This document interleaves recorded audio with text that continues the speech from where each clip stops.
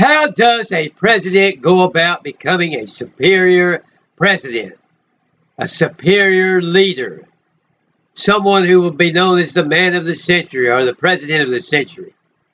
Every president should seek to accomplish as much as he can, and every president should seek to become the president that is associated with the century in which he is privileged to serve. Not everyone will have the vision to do that, but he should seek that. And there are several ways that can be brought about. And that is making sure that you have a superior vision and a superior ability to answer deep-seated problems and deal with them.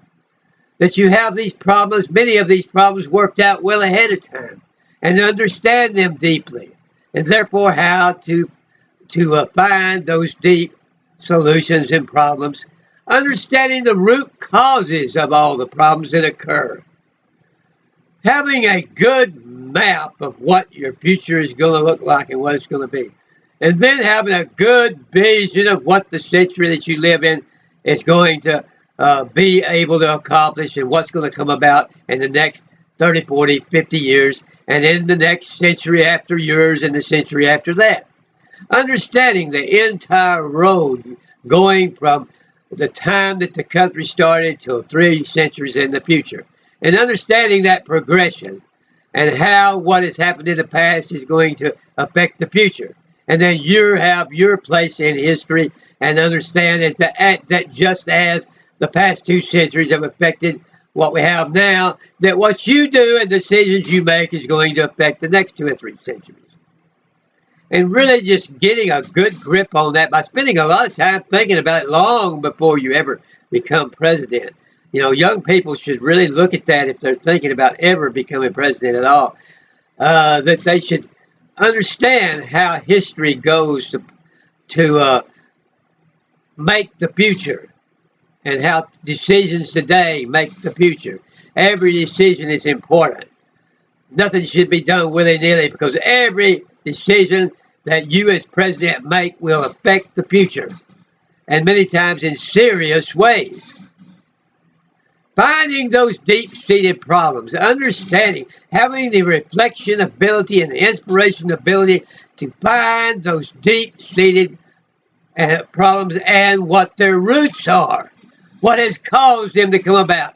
Understanding those roots that maybe go back a couple of centuries, that have never yet been uprooted, and know how to uproot them and get things on a solid foundation in every way possible. To see the office is not just a job or not just a place to be increasing your political capital necessarily or making bringing more power over into your party necessarily or anything like that, but rather as a place of vision, as a place of the eagle's perch, as a place of a vantage point of which to see the problems of the nation and the world in a way which others can't see them and therefore find solutions others may not be able to find. And understand what all can be done by that. Understand ahead of time and get the vision of how that can work in such a mighty way to enable great problems to be solved that could not be solved in any other way. Understand how the president can do things that in many areas that cannot be touched in any other way by anybody else in the same way. And so by understanding that gives you a sense of purpose to find out the answers well ahead. That gives you a sense of a great sense of the importance of what you're doing and why you're doing it, understanding why you're there, so you don't just wake up there one day and say, why am I here? You know, like one of the generals did in one of the debates. But you know exactly what the purpose is. This is the difference a lot of times. What makes a lot of the difference in whether they get elected or not is they know exactly where they are in history now and why they're here and why they are seeking the presidency and in a deep-seated way, and they know when they get there exactly why they're there and almost know what they're going to do on every single day of that 4-year term or in the 8 years. Have it ready and have it going well ahead of time. Understand all the details of it. Don't let anything slip up on you. Look under every rug. Understand every detail. Under every rock and up on it, up to every hill of the answers, or where the answers might be. Use every source of inspiration that you can find and that you can understand and know and realize is there. Understand what the source of all answers are and how that source is available within your inner being as you seek the source of all good. You seek God and His answers and His inspiration, and seek things that are far beyond yourself and decisions that require a vision from well above yourself, a higher vision than you've ever seen in your life, and to look to a higher mountain every day to see those higher visions that you can see by doing so. It can be a marvelous experience. Whether or not you ever become president, it can be a marvelous experience to learn how to see those mountaintop visions and how to get those answers from on high, and how to extend your consciousness and your abilities and your creative talents and your creative ability to look for answers and see great things happening and see great solutions. It's a good exercise for you yourself, and it will give you a great joy in your life. It will help you on any job that you are on when you learn exactly where to find answers to every problem.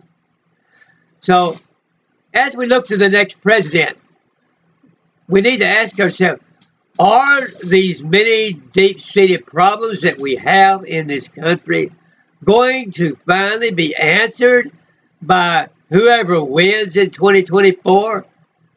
Are we going to, as a people, have the vision and the insight to make sure that we put someone in office that is able to not only just answer the problems right in front of them that come up, moment by moment, day by day, but they'll be able to answer some of these deep-seated problems that have gone on for years and years and centuries, and be able to thereby put the country on a much more solid basis and foundation, make it a much more stronger country in the world, a much better lighthouse to the world.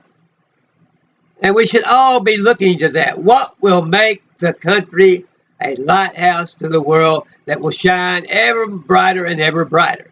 And how can we add to that brightness of which it shines?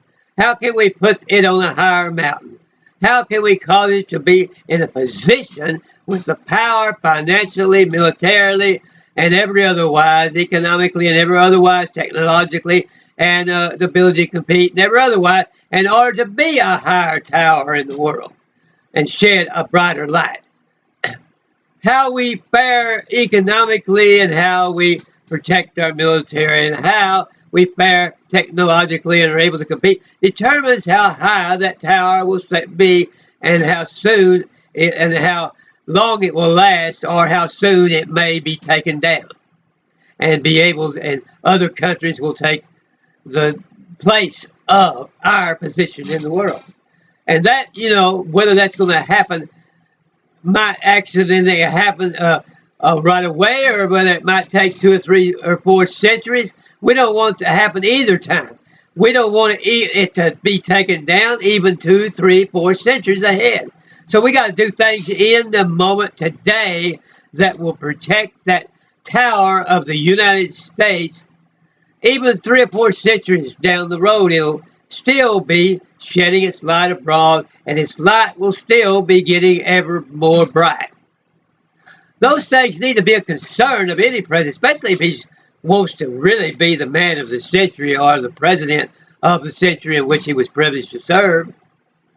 Too often I'm afraid that president comes in with one passion of some single issued thing, ever how marvelous it may be, and just decides to just spend all his time on that because he enjoys that area and he thinks that's something that is going to be on a world-class order or something that's going to improve the country. But that's just that one thing.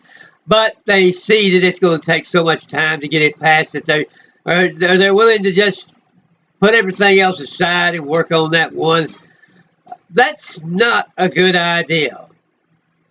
The best idea is to try to keep a lot of things going and make sure and consider those things that are going to affect the future in the way of the security of the country, the growth of the country, the economy of the country, productive power of the country, and, settle things like the deficit and the debt, enable things like the needed programs like Social Security, Medicare to stay on a solid footing, and all these kinds of things like this that really will affect the future of the country, and not just one single pet project.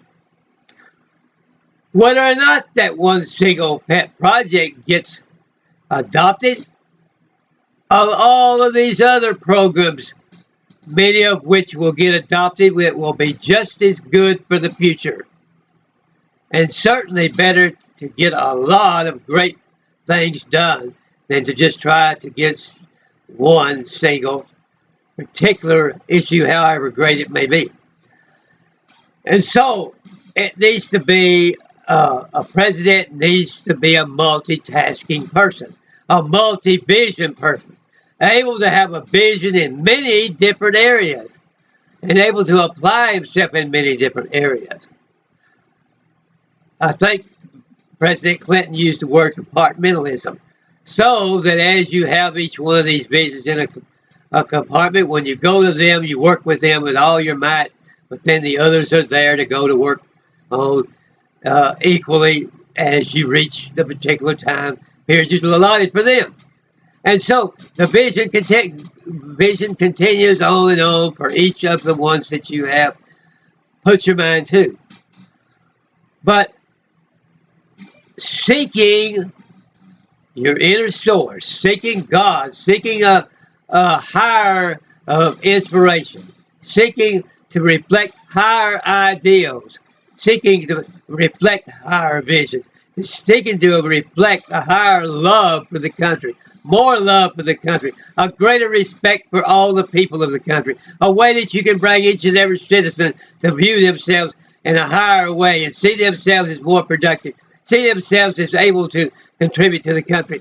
A greater vision of every single person in the country being better off when you leave office. A greater vision in every single industry being more productive. Every single area of innovation and invention and creative activity being on a firmer basis and having more activity and more prosperous activity.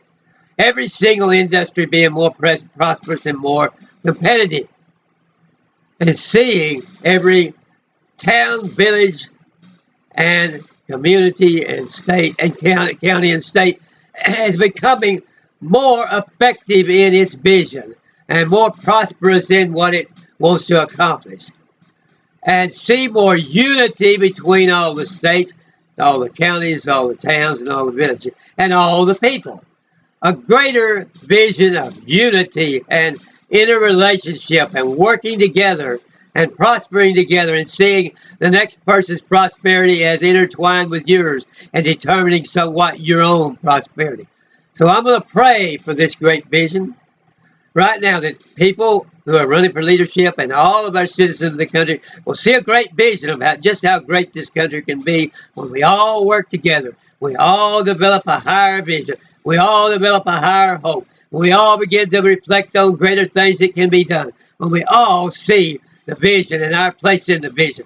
And now, I'm going to pray that if there's anybody sick or ill, that Father, in the name of thy blessed Son Jesus, you will raise everyone up from their sicknesses, from all of their so-called incurable diseases, of which there are none, and raise them up from every disease, every sickness, and everything that holds them back, and give them every joy and every possible happiness in their life, every possible success in their life. In the name of thy Holy Son, Jesus, amen and amen. And Anybody that is afflicted with obsession, depression, or oppression, that you would deliver them now. In the name of thy holy Son Jesus, amen, amen, amen. And we will continue to praise you for those answers. Amen and amen and amen.